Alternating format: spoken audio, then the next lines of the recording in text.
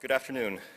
My name is James Chen. I am a systems biologist and precision medicine fellow working with Angela Cristiano, and I am the last person between you and freedom.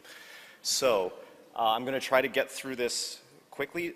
My interest in this as a computational biologist is in this kind of predictive modeling of drug response that I've actually learned and developed in cancer research, and I'm now trying to bring to the study of autoimmune disease and autoimmune disease clinical trials.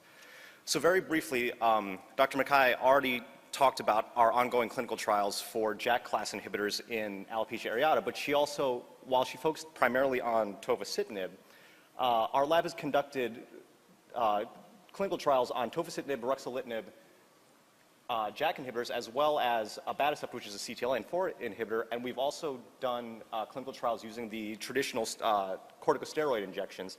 And our interest in this is based on how the clinical trials were designed. We've taken sample biopsies throughout the clinical trial for these patients so that we can do gene expression profiling via RNA-seq. Okay? And so our interest in here is to see if we can start building molecular models of how these treatments affect these patients in order to eventually line them up to the molecular pathologies that each patient presents with so that we can start doing patient matching for response and non-responders. Okay?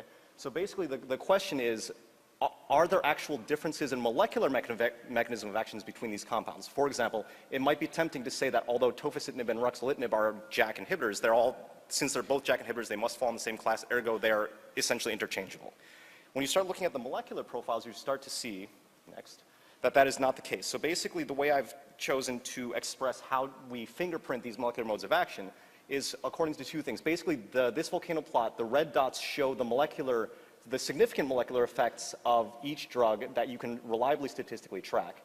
And then these heat maps represent how robustly the patients exhibit a molecular change in between their pre-treated and after the complete clinical trial section. So basically, ideally, the cleaner the treatment course, these two, the orange and the purple segments, should separate away from each other and separate the post-treatment should ideally separate with our unaffected controls that we've spiked in here.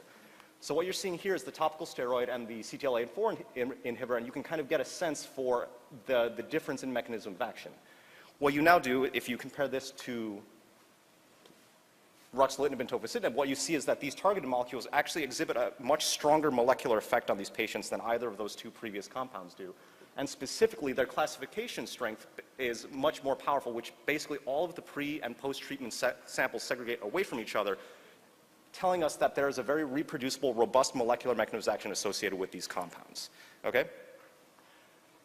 Basically, what we can now do is start to compare these biosignatures against each other to see how similar or dissimilar each of these compounds works in a patient. And so in this hypothetical example, I'm showing you that if two drugs are in the same class and that are functionally equivalent from a molecular genesis standpoint, their biosignatures will significantly overlap. So if this red ring represents the genes that are associated with the mechanism of action of drug 1 and blue is for drug 2, if they're interchangeable, they will have similar molecular profiles that will significantly overlap that you can measure statistically.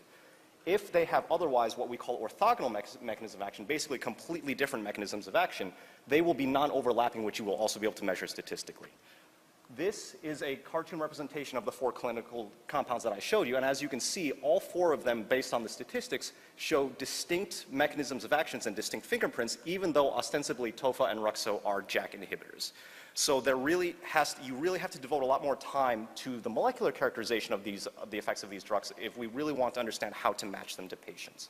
Because what we'd eventually like to do is, my specialty is using regulatory network analysis, so rather than looking at these 2,000 some odd genes, which is extremely cumbersome and not practical in a clinical sense, we can use these networks to condense them into what we call master regulators, which is the minimum transcriptional regulators required to produce the effects of each of these compounds, and then use these 14 master regulators to start matching these drugs to patients based on predicted efficacy. So the idea, as Julian had already kind of touched on, we can build predictive models that track how patients progress through the clinical trial. Now what we want to do is integrate it with these master regulators to start matching patients. So for example, if a patient was put on tofacitinib and didn't respond, could we have predicted a priori that they would have responded to ruxolitinib instead and they should have been in that clinical trial? Okay? And that is basically the foundation of this analysis, comparing basically the molecular paths even though all of them are concerned with dealing with the same clinical phenotype, the molecular paths that they take there are not necessarily the same. And we need to define those paths in order to maximize our chances of matching drugs to patients with maximal efficacy. Okay? And so that's it for me.